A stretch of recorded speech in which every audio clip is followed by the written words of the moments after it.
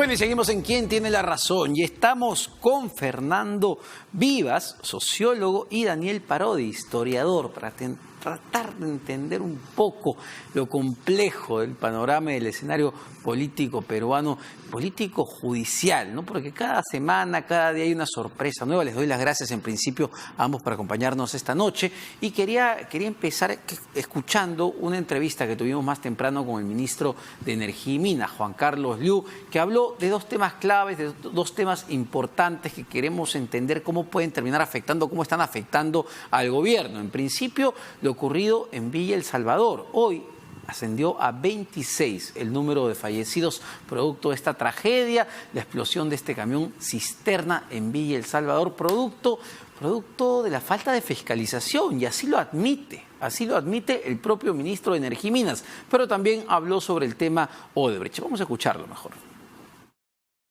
Nos parece injusto el planteamiento que ha hecho Odebrecht Chandelciade. No funciona, nosotros hemos determinado de que sí, en Ocinermin definitivamente habían situaciones incongruentes con el encargo que se les dio de determinar una fiscalización y supervisión eficiente. Ya estamos tramitando un decreto supremo para eliminar del Fondo de Estabilización de los Combustibles la venta de GLP para envasado. Si se había dado cierta flexibilidad administrativa para la inscripción, debió tomarse las medidas para la fiscalización posterior, y eso exactamente no sucedió. Buscando de que esto no vuelva a suceder, efectuar la recertificación de todos los vehículos que bajo estos mecanismos de trámite automático se han concedido a más de 2.000 camiones tanque cisterna en el país. Bueno, está un extracto de la entrevista, pero a mí la sensación general que me dejó después de conversar con el ministro es que ellos no tenían ni idea de cómo venía funcionando el Ocinermin, la entidad encargada de fiscalizar pues el transporte de estos hidrocarburos, en específico del GLP, y reconoció que efectivamente no había gente idónea dentro de Ocinermin, partiendo desde la cabeza hasta la plana gerencial, y eso lo reconoce en un informe que hace, que él mismo presenta, un informe del Ministerio de Energía y Minas que se le presenta al propio presidente de la República. Pero no solamente que no había la gente idónea en las cabezas, sino que se había reducido el presupuesto para fiscalización.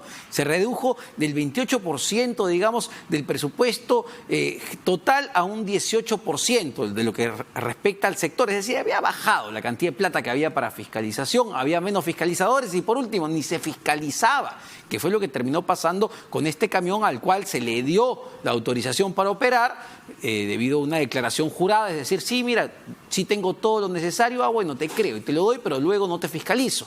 Entonces, eso es lo que está pasando, pero el Ministerio de Energía y Minas recién se ha dado cuenta porque no tenían ni idea. ¿Cómo esto puede afectar o terminar afectando al gobierno? Porque estamos hablando de una tragedia, valgan verdades, que recién casi después de 10 días, 12 días, terminó, vemos que salió el presidente de Ocinermin, pero ya bastantes días después.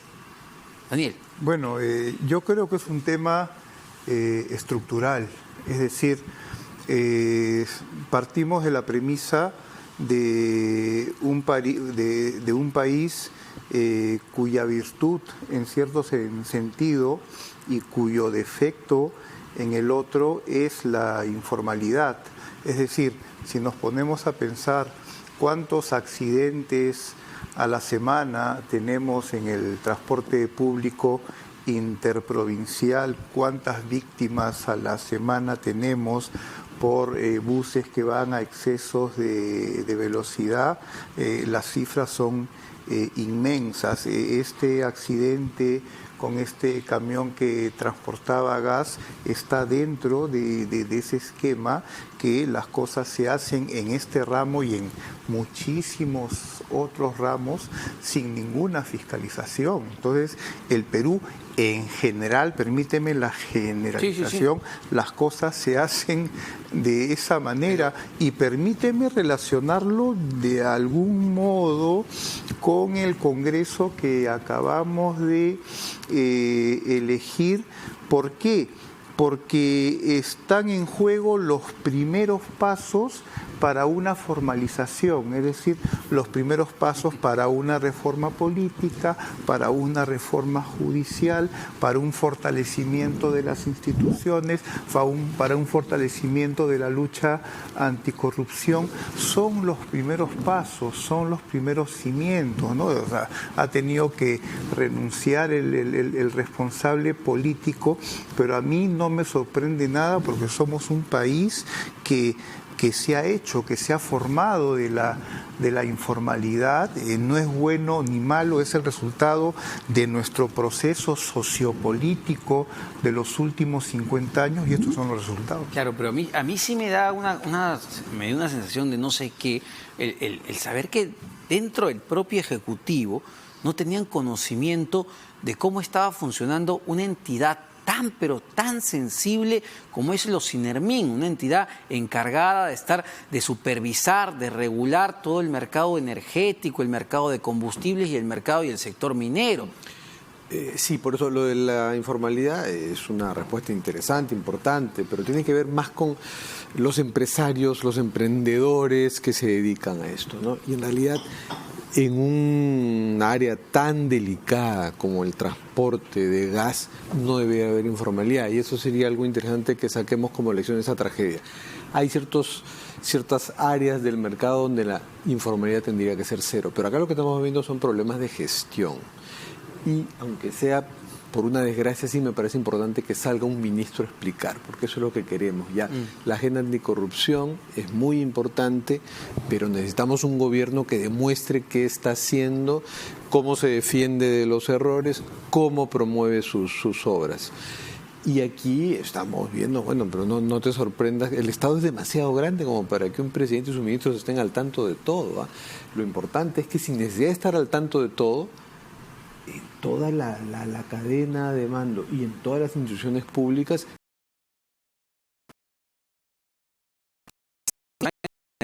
Ok, sí, la plata para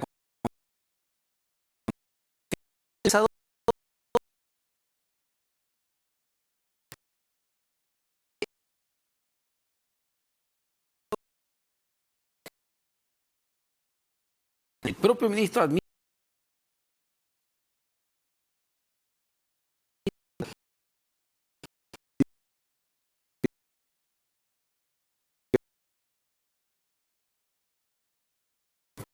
Necesitas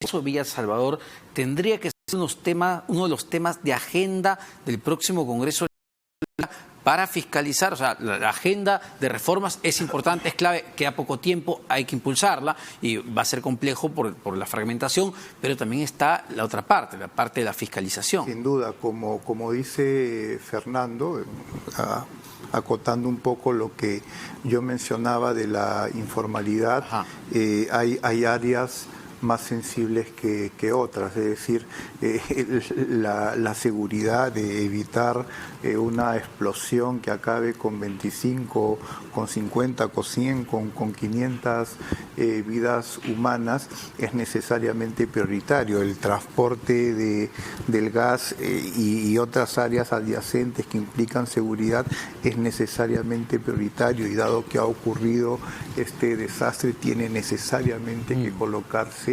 en general temas de seguridad que atañe vidas humanas, tiene que colocarse prioritariamente en la agenda, y si pues hay informalidad y si hay irresponsabilidad y si se asignan licencia meramente con un documento sin verificar, pues eso tiene que modificarse inmediatamente. Yo creo que sí, que debe ser prioritario en el próximo Congreso. Ahora, vayamos al otro tema, a lo que ha generado todo el revuelo de la demanda de Odebrecht ante el CIADI, ¿no? Porque la impresión, la sensación que se ha dado después de que saliera la noticia es que a todo el mundo un poquito que los agarró en offside, pero después dicen, no, mira, sabes que eso ya se veía venir, era parte de un proceso de trato directo que no llegó absolutamente a nada, y los plazos, lo que dice Odebrecht, los plazos ya estaban ahí, nosotros teníamos que iniciar este proceso por la presión de nuestros acreedores. ¿Cómo ven que el gobierno ha manejado todo este tema? es demasiado complejo como para hacer una sentencia. Yo quiero ser prudente y esperar las próximas movidas, ¿no? Odebrecht son varios frentes y varias estrategias transnacionales, o sea, Odebrecht está pasando las de Caín y está utilizando todas sus herramientas legales y políticas para enfrentar lo que se le viene en varios frentes y en varios países, y tenemos un grupo de gente que quiere colaborar acá porque quiere librarse de problemas penales en Brasil y eventualmente en Perú si se le ocurriera regresar, y tienen otro equipo de gente y abogados que están viendo cuánto menos tienen que pagar por los daños que ha causado su corrupción y cuánto podrían eventualmente sacar para sobrevivir. Entonces el panorama es muy complejo, y en el Perú tenemos que ahora defendernos de un arbitraje y pensar que sí se podría, que eso nunca se va a ganar. O sea, que un organismo como el CIADI sea auspiciador de un arbitraje en el que Odebrecht, una de las empresas satánicas del mundo, le gane a un país que no estamos entre los países satanizables del mundo. Yo creo que se vería muy mal en la historia de los arbitrajes internacionales. Entonces no creo que vayan a ganar por allí, pero obviamente tiene que haber una buena defensa y tenemos que sincerarnos muchos y tratar de despolitizar y desideologizar ese. ¿Y qué es la apuesta de lo que hemos escuchado un poco del Ejecutivo, ¿no? Del presidente de la República, la ministra de Economía, el ministro de Energía y Minas, señalar que a ver, solo el hecho de que CIADI acepte esta demanda lo ven bien lejano, ¿no? Porque ni siquiera se ha aceptado, lo está evaluando, a ver si acepta la demanda de Odebrecht. Sí, yo quiero resaltar en general la rápida reacción de las diferentes instancias del gobierno, no solo del gobierno, del Ejecutivo, las declaraciones del presidente, del premier, del fiscal Rafael Vela, de los procuradores, ¿no? El énfasis que han hecho de que la empresa Odebrecht ha admitido culpabilidad en el tema del gaseoducto, y que también personajes privados como los Graña han admitido culpabilidad en el tema del gaseoducto, lo cual hace muy improbable que CIADI se admita el caso.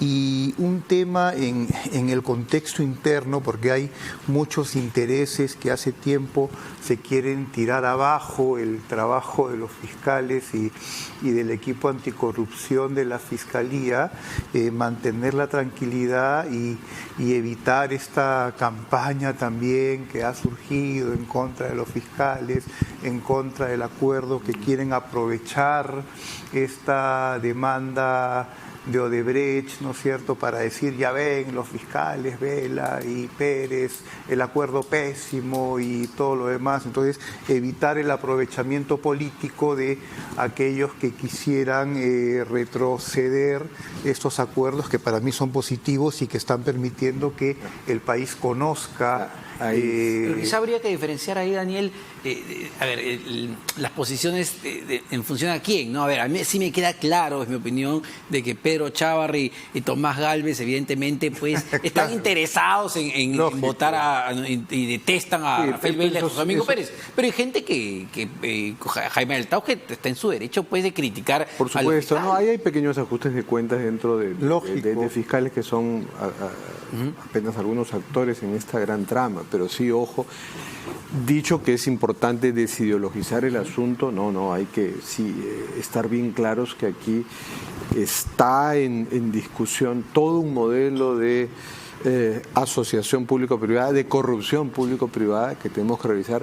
El gasoducto es la obra más cara en la historia de la 7.000 millones de la inversión en infraestructura nacional, 7.000 millones de dólares, nada menos, y no está probado, no hay admisión de culpabilidad. Eso es algo muy importante, ni de Odebrecht ni de Graña y Montero respecto al gasoducto. Más bien tenemos que presionar a los fiscales para que trabajen con hipótesis criminales respecto al caso del gasoducto, porque no se ha admitido. Ahí es medio complejo, que haya porque corrupción. Lo que yo entiendo es que los brasileños lo que han admitido culpabilidad no es en que hayan entregado sobornos, porque Barata nunca ha admitido que entregó un soborno para ganar. Han admitido que han presionado, claro. que han espiado y presionado a los del otro consorcio que podía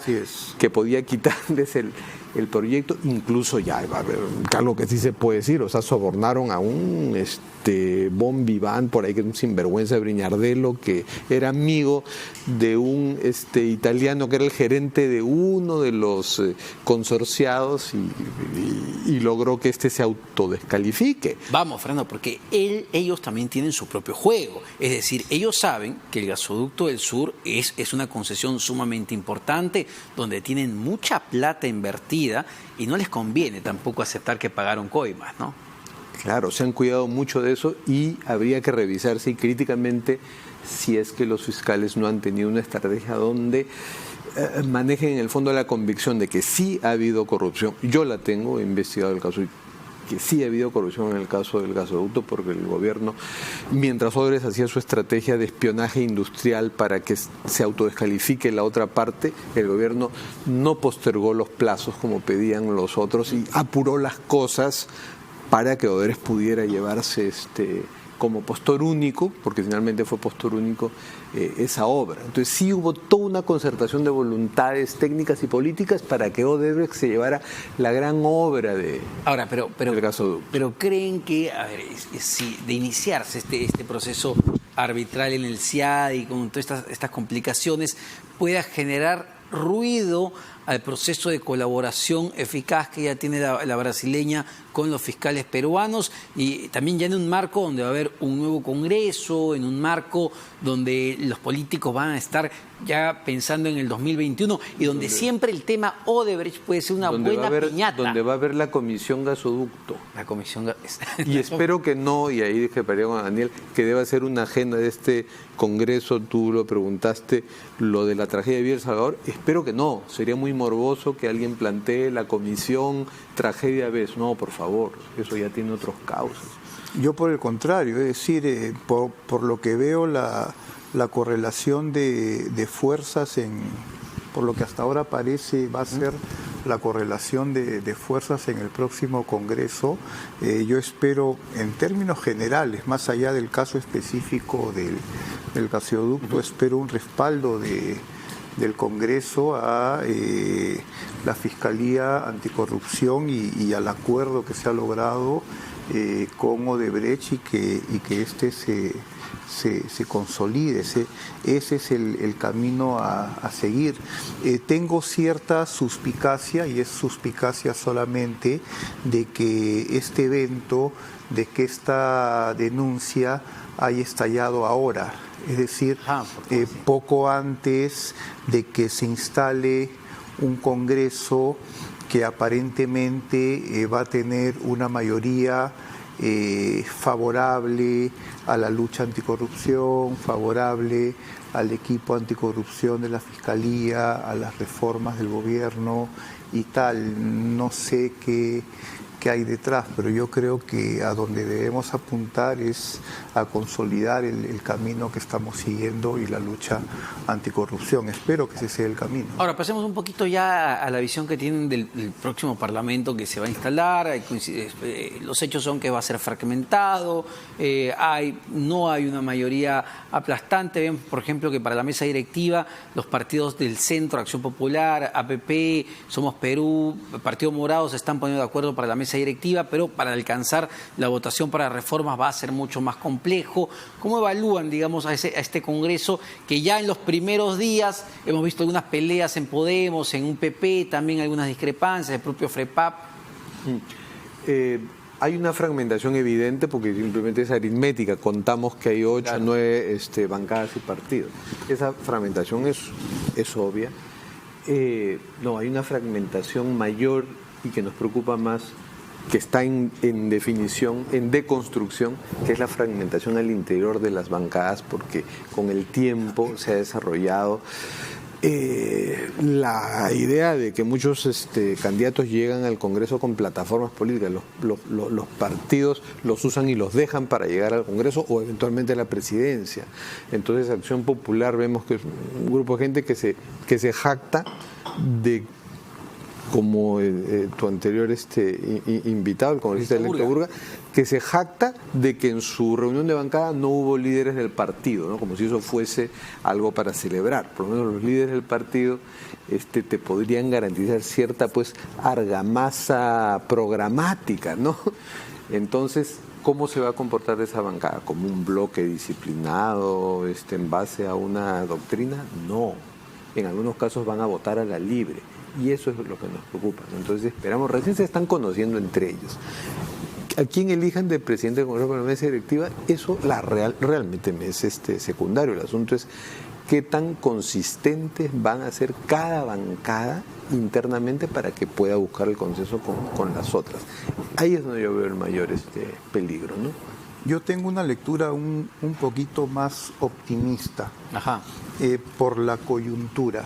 Me parece que centro del que habla Fernando tiene la intención de hacer bien sus deberes, ya sea por interés, ya sea porque quiere dejar buena imagen para postular el 2021. Y así sea por esa razón, entonces tiene la intención de dejar una imagen justamente contraria al Congreso anterior. Entonces, creo que el caso más claro es el de APP, de un Acuña que se muestra conciliador, que quiere apoyar, y yo particularmente no creo en sus buenas intenciones, pero sí creo que lo va a hacer porque quiere fortalecer su imagen, me dejo entender. Acción Popular, que se ve posicionado, se ve un partido fortalecido, se ve medio favorito para el 2021 también, entonces no van a apostar por el obstruccionismo. Estratégicamente les conviene colaborar con el gobierno porque el país creo que eso es lo que está esperando. Entonces yo veo tres grupos en el Congreso. Veo estos cuatro partidos que aparentemente ya han concertado, que son AP, APP, Somos Perú y Partido Morado. Que sería un centro, ¿no? Sí, un centro que hacen 67 y que les permitiría tener la mesa. Veo un grupo en el medio que hacen 35 congresistas, que son FREPAP, Podemos y Frente Amplio, y que hay que tener mucho cuidado en no dejarlos aislados. O sea, en primer lugar, FREPAP, que es un poco un misterio, pero me parece que se ha mostrado bastante conciliador, a pesar de ser confesional. Curiosamente da la impresión de separar política de religión. No es como otros grupos fundamentalistas. Su agenda es más social, subir los salarios, que los medicamentos sean genéricos, están más por una agenda social. Entonces pueden ser atraídos en algunos puntos por este grupo de centro. Frente Amplio, a Fernández Chacón lo he oído hablar de los sueldos de los jubilados, pueden ser atraídos por ahí. Y también, ¿por qué? Porque para las reformas constitucionales se necesita mayoría de 2/3 calificada, de 87 votos. Entonces, de estos 35 votos se necesitan 20. Ojo, en el caso de que no haya tránsfugas en los 67 primeros. Y hay dos grupos que yo aquí los estoy llamando de oposición, que es Fuerza Popular, que yo lo estoy llamando como el niño con el que nadie quiere tomarse la foto, con el que nadie quiere salir en la foto, y un UPP que me parece que, aunque está dividido, pretende ajustar su agenda al indulto de Antauro Humala, y eso va a tender a aislarlo. Entonces veo un Congreso fraccionado, pero que ya comienza a agruparse, y en general veo una tendencia a un grupo grande hacia lo constructivo, un grupo grande hacia el entendimiento con el Ejecutivo. También influye mi optimismo en eso, pero quiero verlo así, Claro. ¿no? Ahora, justamente quería agarrar uno de los grupos que tú pones como que de oposición, Fuerza Popular, ¿no? Porque pasa de tener una mayoría aplastante, 73, a tener 15. Pero ahora, ellos quieren también cambiar y hacerse un lavado de cara, me imagino. ¿Cómo ves tú, Fernando, a Fuerza Popular en este Congreso, teniendo en cuenta que ellos quieren ser una opción viable para el 2021? Bueno, primero que ha sido un gesto interesante que vayan. No Claro. fue Marta Chávez, no fueron todos, tenían un evento interno paralelo, pero participaron en el diálogo. A diferencia, los más díscolos no han sido ellos, han sido UPP Y FERPAP. El FERPAP está asustadito. Una vez cuando tú dices se han mostrado más considerados, yo creo que no se Algunos. han mostrado para nada. Sí. No se han mostrado. Pero muéstrense. Creo que se asustaron de la posibilidad de que, terminado el diálogo, las cámaras los agarraran y no tuvieran que decir. Están en un proceso están en un media training. Están en un media training como el presidente Osinermín. Entonces, Fuerza Popular sí hay un poco de lavarse la cara. Bueno, la cara que más recordamos de Fuerza Popular es la de Rosa Bartra y se fue a otro partido y miren cómo quedó, ¿no? Entonces sí, han recogido algunas lecciones, han saltado la valla, y yo creo que se van a concentrar en algunos temas, pero saben, la propia Marta Chávez ha dicho que cree que Fuerza Popular no debe estar en la mesa directiva. O sea, hay cierto realismo después de la derrota que han tenido, ¿no? Vamos a esperar, pues, para ver cómo se comporta este nuevo Congreso. Lo importante es que se lleguen esos consensos y una agenda mínima, no que se empuje hacia adelante en los cortos meses que quedan. Muchas gracias a ambos por acompañarnos esta noche, Daniel Parodi y Fernando Vivas. Se nos fue el día, se nos fue el programa, se nos fue la semana también. Así que buen fin de semana, pero no se vayan porque yo los dejo con Tatiana Alemán en las claves del día.